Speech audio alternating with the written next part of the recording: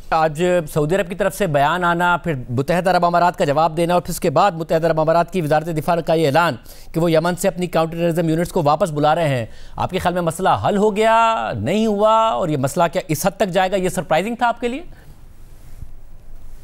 देखिए, कुछ थोड़ा बहुत सरप्राइजिंग था लेकिन ज़्यादा नहीं था। देखिए, फिल वक्त तो ये मामला टल गया है।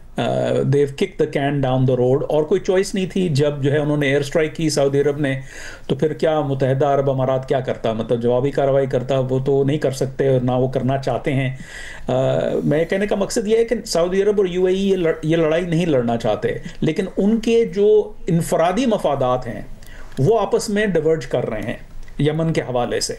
तो यमन को अगर आप देखें तो यमन का बॉर्डर लगता है सऊदी अरब के साथ।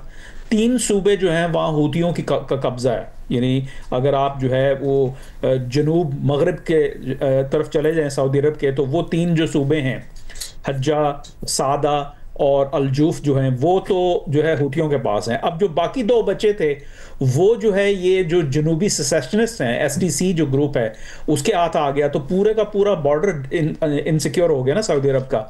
जबकि इसके बरक्स जो मुत्तहिदा अरब अमारात का मौक़िफ़ है वो ये है कि उनका तो बॉर्डर नहीं लगता, और वो तो उनका ये है कि भाई हम तो मतलब यहाँ तो कोई रियासत है नहीं, तो ग्रुप्स के साथ आप काम कर सकते हैं। तो अगर हूतियों को, इस्लामिस्ट को और जिहादिस्ट को आपने शिकस्त देनी है यमन में, तो आपको एसटीसी का साथ देना पड़ेगा। ये है मौक़िफ़ मुत्तहिदा अरब अमारात का, और ये बड़े अरसे से चला आ रहा था। लेकिन अब मामला कुछ ऐसा हो गया कि जब उन्होंने कहा जी कि हम अलहदगी इख्तियार करना चाहते हैं और सूबों पे कब्जा हो गया, तो फिर नागुज़ीर हो गया था कि सऊदी अरब जो है वो रास्ता इख्तियार करे जो वो नहीं करना चाह रहा था।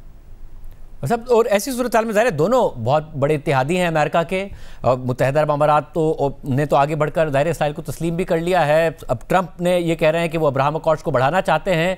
इस पूरी सूरत हाल में आप कैसे देखते हैं इस सिनेरियो को? या फिर ये बिल्कुल एक अलग मामला है अमेरिका में, या ट्रंप के जो मकासद है वो एक अलग मामला है? देखिए, बिल्कुल जुड़े हुए हैं ये सारे के सारे। ये बहुत सारे मामलात हैं, और फिर वो इज़राइल का सोमालीलैंड को तस्लीम कर देना, वो भी इस बड़े जो है ना पज़ल का एक छोटा सा हिस्सा है।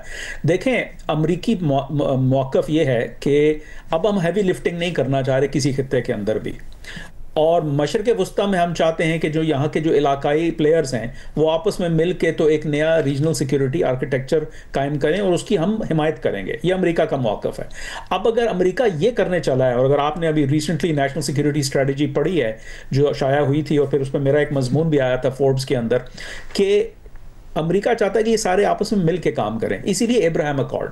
अब अगर इस असना में जो इसराइल और सऊदी अरब तो नहीं मिल बैठ पा रहे, कल भी सदर डोनाल्ड ट्रंप ने इसका हवाला दिया अपनी तकरीर के दौरान, अपने प्रेस ब्रीफिंग के दौरान, जब वो इजरायली वज़ीर आज़म के साथ खड़े हुए थे।